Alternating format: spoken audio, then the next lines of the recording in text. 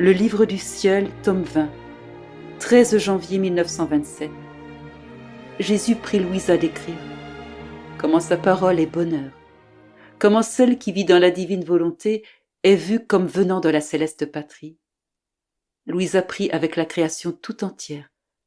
Comment Jésus promet que tout lui sera accordé.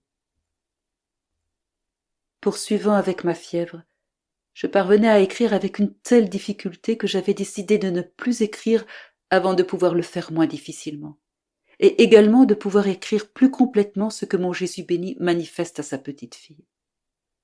En fait, à cause de la difficulté, j'essaye de condenser autant que possible.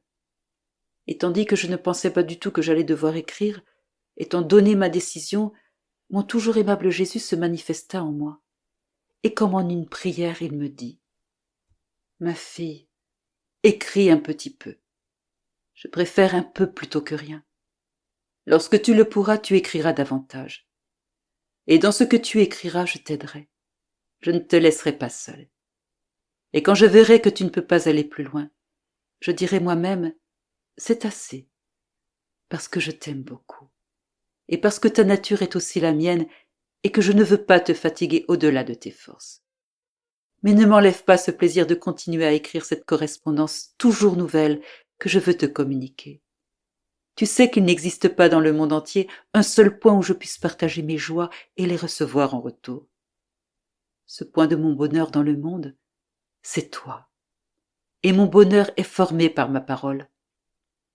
Lorsque je veux parler avec une créature, me faire comprendre, c'est pour moi une joie et un bonheur complet et surabondant pour celle qui m'écoute. De plus, étant donné qu'en parlant avec toi, comme tu es dans ma volonté, c'est dans ma volonté elle-même que je parle, non à l'extérieur, et je suis certain d'être compris. Plus encore, en parlant avec toi de mon vouloir, je sens en toi le bonheur de mon royaume, l'écho du bonheur de la céleste patrie. Sais-tu, ma fille, ce qui arriverait? Étant donné que je te garde dans le fiat suprême, je te vois comme appartenant à ma céleste patrie. Que dirais-tu si une âme qui vit déjà dans le ciel ne voulait pas recevoir les joies nouvelles que je sors naturellement de mon sein pour le bonheur de tous les bienheureux? En fait, c'est dans ma nature de donner toujours de nouvelles béatitudes. Cette âme serait un obstacle à mon bonheur. Elle enfermerait dans mon sein les joies que je veux dispenser. C'est cela qui arriverait avec toi. Tu serais un obstacle à mon bonheur, aux joies toujours nouvelles que possède ma volonté. D'autant plus que je suis plus heureux lorsque je rends la petite fille de ma volonté plus heureuse, elle qui se trouve dans ce bas exil uniquement à cause de nous, uniquement pour nous donner le champ où former notre royaume parmi les créatures, et restaurer pour nous les droits et la gloire de l'œuvre de toute la création. Crois-tu que mon cœur pourrait tolérer de ne pas rendre heureuse ma petite fille? Et moi? Certainement, ô Jésus. Et si tu savais combien tu me rends malheureuse lorsque tu me prives de cette joie, combien je ressens le vide d'un bonheur sans fin que rien d'autre, si beau et si bon que ce soit, ne pourrait remplacer. Et Jésus, par conséquent, ma fille, puisque ma parole te rend heureuse, je ne veux pas que mon bonheur demeure uniquement dans ton vide intérieur, mais je veux qu'elle serve à établir mon royaume. Et en confirmation de ma parole et du bonheur qui vient de moi, je veux qu'elle soit mise sur le papier en confirmation de notre correspondance. Après quoi j'ai commencé à prier en amenant la création tout entière avec moi devant la majesté suprême, c'est-à-dire les cieux, les étoiles, le soleil, la mer, en somme toutes choses, pour que ma prière puisse être animée par tous les actes que le fiat suprême exerce dans toute la création.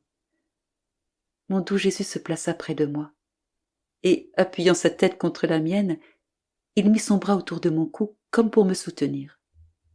Et je lui dis: Mon amour, Jésus, je ne suis pas seule à te prier, mais il y a avec moi ta volonté opérant dans toute la création, priant pour que ton royaume arrive. Elle veut ses droits, entiers et complets, sur tous et toutes choses. Et c'est uniquement avec la venue du royaume du fiat suprême sur la terre que tous ses droits lui seront rendus.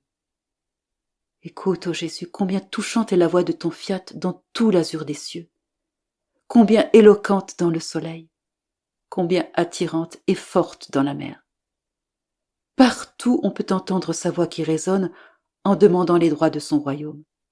Je t'en prie, écoute ton propre fiat, écoute ta petite fille qui, faisant sien tous ses actes, prie et supplie pour que ton royaume arrive. Et bien que je ne sois qu'une nouvelle-née, je veux moi aussi mes droits. Et sais-tu, ô Jésus, ce qu'ils sont? Que je rende à ta volonté toute la gloire et l'honneur comme si personne ne l'avait offensé, comme si tous l'avaient accompli, adoré et aimé. Si je suis sa fille, je veux que ses droits lui soient rendus. Et je veux également que mon premier père Adam retrouve son honneur comme s'il ne s'était jamais retiré de ta volonté.